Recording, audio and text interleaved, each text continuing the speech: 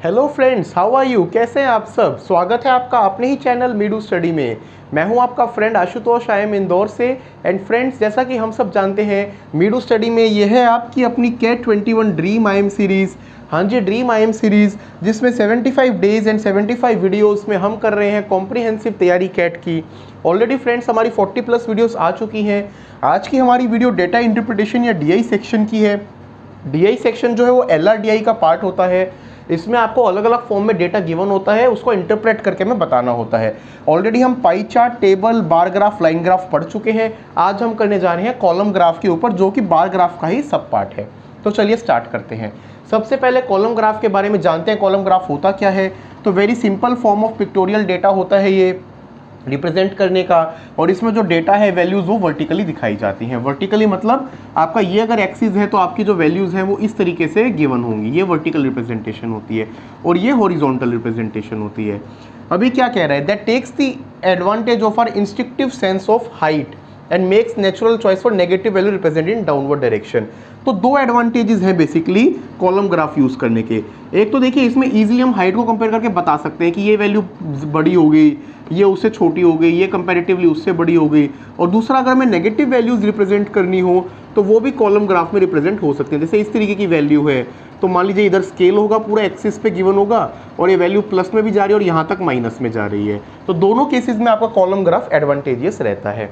तो आज इस वीडियो में हम अलग अलग तरीके के ग्राफ को देखेंगे एंड क्वेश्चंस को करेंगे। सबसे पहले ग्राफ को स्टडी करते हैं।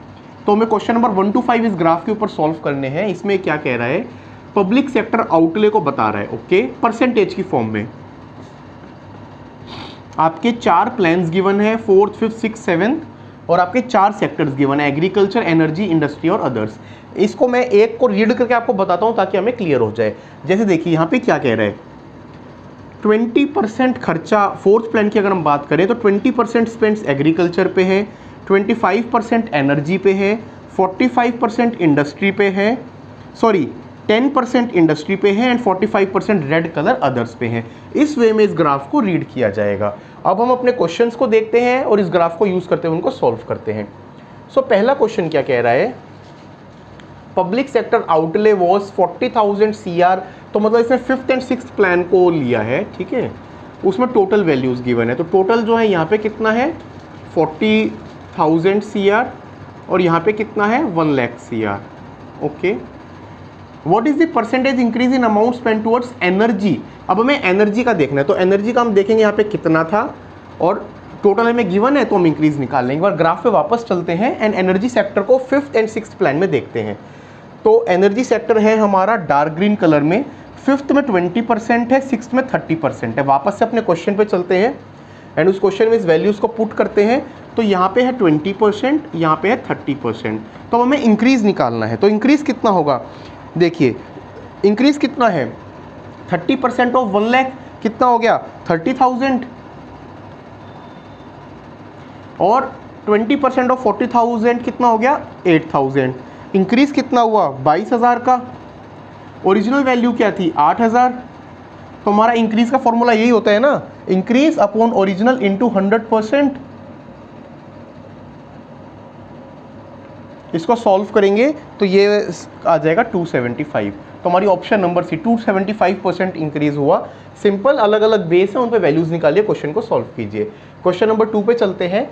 इन 7th plan amount spend towards industry, okay. 7th आप ना रफ शेप पे लिख लीजिए कौन सा प्लान है, क्या है। 7th plan industry, value given है 26,400, सारी वैल्यू CR में है। What was the amount spend towards transport and communication if it was 40% of others? तो अदर्स के कुछ परसेंटेज है और उसका 40% गया है ट्रांसपोर्ट एंड कम्युनिकेशन को TNC से बताते हैं। तो ये वैल्यू निकालनी है। एक बार ग्राफ पे वापस जाके हम देख लेते हैं कि जो है कितना स्पेंड हो रहा है। पहले इंडस्ट्री पे 7th प्लान है, इंडस्ट्री पे कितना स्पेंड हो रहा है? 12%। तो चलिए वापस चलते हैं, ठीक है, वापस चलते हैं। 12% की वैल्यू हमें गिवन है, उससे हम टोटल वैल्यू निकाल लेंगे एंड फिर उसको यूज़ कर लेंगे।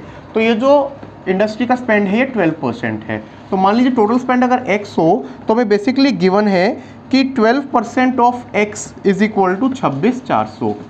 इसको हम सॉल्व करेंगे तो इससे हमारी x की वैल्यू आ जाएगी 220,000, मतलब 2.2 लाख करोड़, ये आ जाएगी। अब इसमें हमें निकालना है कि टी&सी में कितना स्पेंड होता है। तो कम्युनिकेशन में जो इसमें अदर्स पे स्पेंड होता है 33% और उसका 40% होता है टी&सी पे। तो ये वैल्यू स्ट्रेट अवे हो जाएगी 40% ऑफ 33% ऑफ 2,20,000। जीरोस कैंसिल कीजिए, ये दोनों जीरोस कैंसिल कीजिए। इसको जब हम मल्टीप्लाई करते हैं तो इसको मल्टीप्लाई करने पे आंसर आता है 29,000। वैल्यू नंबर ए, ये हमारा करेक्ट आंसर है। तो सिर्फ हमें प्लान देखना है, ग्राफ से वैल्यूज लेनी है और उसको रीड कर लेना है। ड्यूरिंग द फिफ्थ प्लान पे क्वेश्चन है 65% of the amount spend in agriculture was to private investment.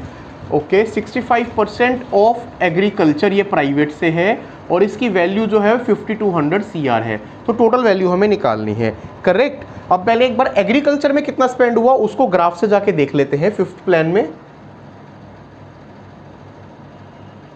So fifth plan agriculture light green colour 20%, तो यही एक वैल्यू हमें चाहिए थी। अब इसको क्वेश्चन में यूज कर लेते हैं।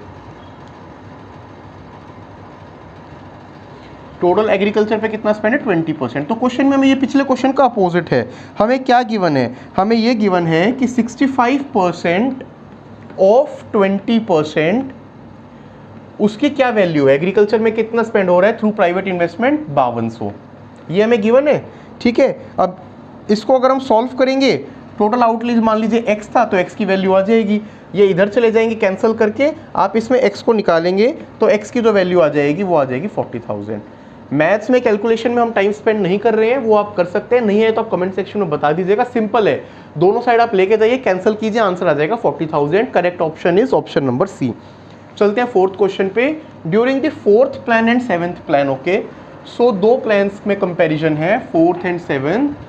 टोटल आउटले फोर्थ में था 16,000 16,000 CR और इधर हो गया 2.2 लाख, तो 220000।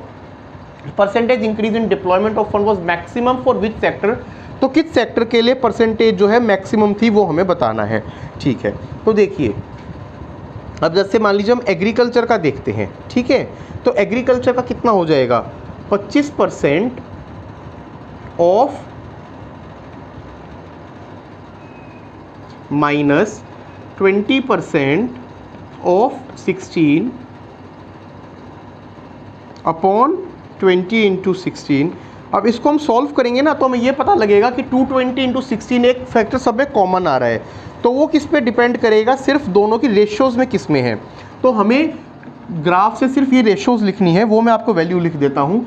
एग्रीकल्चर के केस में वो है 25/20, बाद में 25% था, पहले 20% था। एनर्जी के केस में वो है 30/25 और इनको आप वैल्यूज़ को भी सॉल्व करेंगे तो ये आती है 1.25, ये आती है 1.2। इंडस्ट्री के केस में है 12% और 10%, तो वो भी आ जाएगा 1.2 और बाकी में अदर्स में जो है वो वैल्यू हुई है कम, डिक्रीज हुई है। तो क्वेश्चन में क्या पूछ रहे हैं कि किस में मैक्सिमम है, तो मैक्सिमम किस में है, एग्रीकल्चर में 1.25 टाइम्स। तो correct option is option number A which is agriculture. चलते हैं अपने लास्ट पार्ट पे। Out of the 4 sector how many sector showed a consistent trend, मतलब या तो सिर्फ इंक्रीज हुआ या डिक्रीज, 4 से 7। तो ये ग्राफ को ऑब्जर्व करके ही देखा जा सकता है। एक बार वापस ग्राफ में चलते हैं, मतलब या तो सिर्फ इंक्रीज हुआ हो या डिक्रीज हुआ हो, ये इस क्वेश्चन में पूछ रहे हैं। तो सबसे पहले देखते हैं एग्रीकल्चर को। तो देखिए एग्रीकल्चर जो है वो सेम रहा, फिर चेंज हुआ, फिर चेंज हुआ, कंसिस्टेंसी नहीं है। एनर्जी की बात करते हैं, डिक्रीज हुआ फिर अगले में इंक्रीज हो गया, कंसिस्टेंस नहीं है। इंडस्ट्री की बात करते हैं 4 से 5 में इंक्रीज हुआ फिर डिक्रीज हो गया। अदर्स की बात करते हैं डिक्रीज हुआ फिर डिक्रीज हुआ, अभी तक डिक्रीज हो रहा था बट लास्ट में जाके इंक्रीज हो गया। तो कोई एक भी सेक्टर हमारा ऐसा नहीं है जिसमें कंसिस्टेंसी हो, सिर्फ इंक्रीज हो रहा हो या डिक्रीज हो रहा हो। तो ऑप्शंस में हमारी ऑप्शन होगी नील या जीरो, उसे हमें चूज करना है। तो हमारी बिल्कुल पहली ही ऑप्शन है जीरो, कोई ऐसा सेक्टर नहीं है जिसमें कंसिस्टेंस इंक्रीज हुआ हो या डिक्रीज हुआ हो। तो फ्रेंड्स ये आपने देखा कितना सिंपल वे में वर्टिकल ग्राफ को सॉल्व किया जा सकता है। अब हम एक हॉरिजॉन्टल ग्राफ करेंगे। देखिए देखने में बड़ा ग्राफ लग रहा है, काफ़ी वैल्यूज़ हैं, इस ग्राफ को समझ लेते हैं और इसमें देखिए पूरा कुछ सॉल्व करने की जरूरत नहीं होती, जो क्वेश्चंस गिवन हो ना उनको सॉल्व करना होता है। तो मेल स्टूडेंट्स, फीमेल स्टूडेंट्स और faculty as a percentage of strength in university given है और टोटल स्ट्रेंथ गिवन है। मेल 1500 है, फीमेल 1200 है, फैकल्टी जो है वो 25 हैं, ठीक है। तो अब इसमें जो है सॉरी फ्रेंड्स, ये टाइपो है, फैकल्टी जो है 250 है, उसी को हम यूज़ करेंगे क्वेश्चंस में। 250 हमारी फैकल्टी है। अब ये हमारा ग्राफ है, तो ये ग्राफ क्या बता रहा है? फॉर एग्जांपल मेल स्टूडेंट्स जो है वो डार्क ब्लू से रिप्रेजेंटेड है, फीमेल स्टूडेंट्स डार्क ग्रीन से, फैकल्टी लाइट ग्रीन से। तो इसको देखो ऐसे रीड करना है। अगर आपको फिजिक्स की बात करनी हो तो फिजिक्स में 6% जो है मेल स्टूडेंट्स वो फिजिक्स में है, 3% फीमेल स्टूडेंट्स और 8% फैकल्टी। तो एक सब्जेक्ट के लिए परसेंटेजेस गिवन है, उसका बेस क्या है? ये उसके बेस वैल्यूज हैं। अब चलते हैं क्वेश्चंस पे, एंड क्वेश्चन में जो वैल्यू गिवन होगी उन्हीं को हम सॉल्व करेंगे, ग्राफ के लिए उठाएंगे। तो सबसे पहला क्वेश्चन हमारा क्या कह रहा है? If 25% of faculty members teaching management, तो सबसे पहले तो हमें वैल्यूज लेनी है मैनेजमेंट की, ले लेंगे। 25% एब्सेंट है, तो मतलब सिर्फ 75% फैकल्टी अवेलेबल है। Approximately how many faculty will be available for every batch of 40 students. तो हमें मैनेजमेंट में कितने स्टूडेंट्स हैं वो निकालने हैं, और फैकल्टी निकालनी है, और परसेंटेज निकालनी है। तो एक बार वापस ग्राफ पे चलते हैं, मैनेजमेंट के लिए तीनों वैल्यूज़ को ले लेते हैं। तो हम बात करते हैं मैनेजमेंट। मैनेजमेंट कहाँ पर है? यहाँ पर। मैनेजमेंट में वैल्यूज़ हैं, मेल में 24%, 18%, 25%। वापस चलते हैं ग्राफ पे, 24, 25, 18 और 25। चलिए इनको वहाँ पे क्वेश्चन में नोट कर लेंगे। 24, 18, 25 ये वैल्यूज़ थी। तो सबसे पहले टोटल नंबर ऑफ स्टूडेंट्स निकाल लेते हैं। तो टोटल नंबर ऑफ स्टूडेंट्स कितने आएंगे? टोटल नंबर ऑफ स्टूडेंट्स आएंगे 24% ऑफ मेल। मेल कितने हैं आपके? 1500, करेक्ट। 24 फैकल्टी का था, 25 मेल्स का था, तो 25% ऑफ 1500 प्लस 18% आपकी फीमेल स्टूडेंट्स हैं। एंड फीमेल स्टूडेंट्स टोटल कितनी है आपकी? 1200 हैं। इस वैल्यू को हम सॉल्व करेंगे तो टोटल स्टूडेंट्स आ जाएंगे 591। फैकल्टी कितनी है? फैकल्टी है 24%। 24% किसका? 250 का। तो 24% ऑफ 250, और इसमें से क्या दे रहा है? इसमें से दे रहा है कि 25% एब्सेंट रहती है, तो अवेलेबल कितने हैं? 75%। तो मतलब इंटू 3/4। इसको हम सॉल्व करते हैं तो ये आ जाती है 45। तो हमारी 45 की फैकल्टी जो है वो अवेलेबल 41/591, 45 टोटल फैकल्टी हमारी अवेलेबल है, ठीक है, इंटू 45। इसको हम सॉल्व करते हैं तो ये वैल्यू अप्रॉक्सीमेटली 3 आ जाती है। तो एवरी बैच ऑफ 40 स्टूडेंट्स पे हमारी 3 अवेलेबिलिटी है। चलिए चलते हैं नेक्स्ट क्वेश्चन पे। नेक्स्ट क्वेश्चन क्या कह रहा है? Which of the following is true. अच्छा, किस में जो है मैक्सिमम बच्चे हैं? फीमेल हमें किसी में फैकल्टी बता रखा है, किसी में फीमेल बता रखा है, तो इनको सबको नोट करते हैं। तो ये सब जो है ग्राफ से आप देख लीजिएगा, मैं इनकी वैल्यूज़ आपको बताता हूँ। केमिस्ट्री में जो है नंबर ऑफ फीमेल स्टूडेंट्स बतानी है, तो आप ग्राफ से चेक करेंगे तो उसमें जो है 7% जो है वो गिवन है, ठीक है। Female students in botany, botany में फीमेल स्टूडेंट्स कितनी है? 12% of 1200। Female students in chemistry ये कितना है? 7% of again 1200, correct. Number of faculty teaching in management, faculty teaching in management कितनी है? 22% ऑफ 250। और हमारा number of male students in chemistry department है, तो number of male students in chemistry हमारा कितना है? मेल स्टूडेंट्स इन केमिस्ट्री है 7% ऑफ 1500। इनको हम सॉल्व करेंगे तो 7% ऑफ 1500 हमारा मैक्सिमम आएगा। So correct option is option number D. चलिए चलते हैं अगले क्वेश्चन पे। जूलॉजी स्टूडेंट्स, तो जूलॉजी का हमें डेटा देखना है। पे एन एनुअल फी इतना, average salary of faculty is this, तो कितना परसेंटेज स्पेंड हो रहा है? एक बार चल के जूलॉजी के लिए डेटा देख लेते हैं। जूलॉजी के लिए क्या डेटा था, क्या परसेंटेजेस थी? सो जूलॉजी में जो परसेंटेजेस हैं वो स्टूडेंट्स की है 8 और 8, और फैकल्टी की है 5%। चलो इस वैल्यूज को यूज़ करते हैं, 8, 8 और 5, ठीक है। तो इनको हम यूज़ करेंगे तो हमारे टोटल स्टूडेंट्स निकल आएंगे।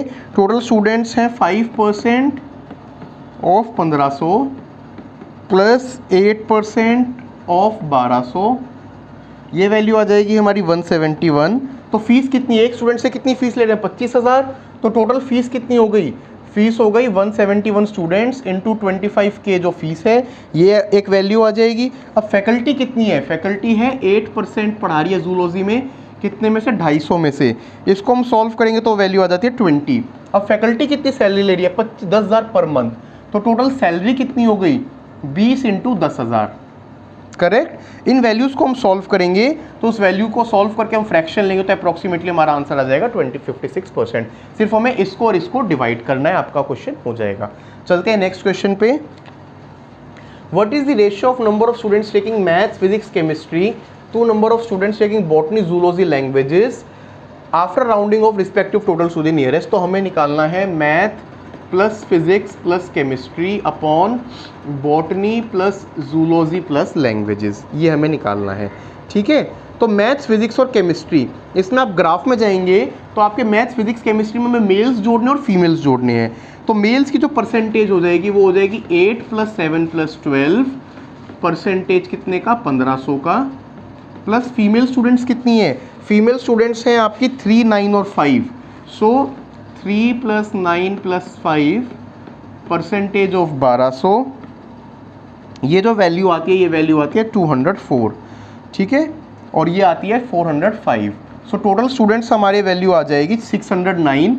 इसमें कह रहे हैं राउंडिंग टू नियरेस्ट 100, उसको राउंड कर सकते हैं, तो इसको राउंड करेंगे तो ये वैल्यू हो गई 600 के करीब। अब हम देखते हैं बॉटनी, जूलॉजी और लैंग्वेजेस में कितने हैं।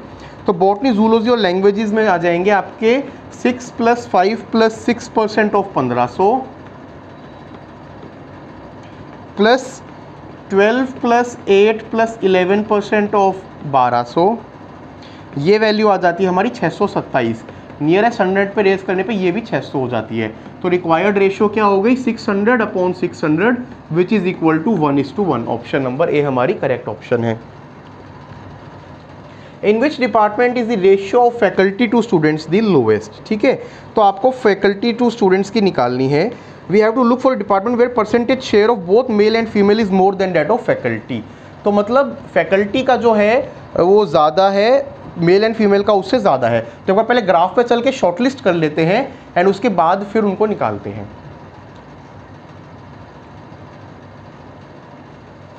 देखिए फिजिक्स में 6-3 फैकल्टी 8 है, 4-9 फैकल्टी यहाँ पे 7 है, 12-5 12 है। इस तरीके से हम रीड करेंगे तो हमारी दो ऑप्शंस आएंगी जिसमें परसेंटेज जो है सिग्निफिकेंटली ज़्यादा बनती है।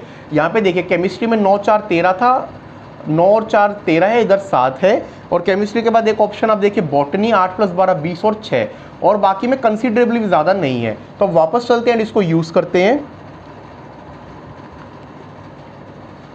सो आप केमिस्ट्री को निकालेंगे इस क्वेश्चन में। सो केमिस्ट्री में वैल्यू आ जाएगी 4 × 250 अपॉन 7 + 1500 प्लस 7 × 1500 प्लस 9 × 1200, ये वैल्यू आ जाएगी हमारी 10/213। और यही हम निकालेंगे अगर बॉटनी के लिए, तो बॉटनी के लिए वैल्यू आ जाएगी 8 × 250, ये फैकल्टी का आ गया, अपॉन स्टूडेंट्स हैं 12% ऑफ 1200 प्लस 6% ऑफ 1500, ये वैल्यू हो जाएगी हमारी 20/234। इसको चेक कर सकते हैं कि ये जो है सिग्निफिकेंटली ज़्यादा है, तो केमिस्ट्री वाली वैल्यू इसमें सबसे लोवेस्ट है, बाकी सब में कहीं ना कहीं ज़्यादा ही है। तो करेक्ट आंसर हो गया हमारा option B which is chemistry. So देखा फ्रेंड्स आपने कैसे सिंपल ग्राफ का डेटा को आप रीड करके क्वेश्चंस को कर सकते हैं। अगली वीडियो में हम आरसी की प्रैक्टिस करेंगे, कुछ पैसेजेस को देखेंगे एंड उस पर क्वेश्चंस को करेंगे। आपको हमारी आज की वीडियो कैसी लगी प्लीज़ हमें बताइए। कोई भी कन्फ्यूजन हो तो कमेंट सेक्शन में बताइए, या हमारी मेल ID meedu.study@gmail.com पे हमें बताइए, हम उसको रिजॉल्व करेंगे, दूर करेंगे। आपको कंटेंट अच्छा लग रहा है तो प्लीज़ लाइक कीजिए, शेयर कीजिए, सब्सक्राइब कीजिए। Thank you, take care, have a good day.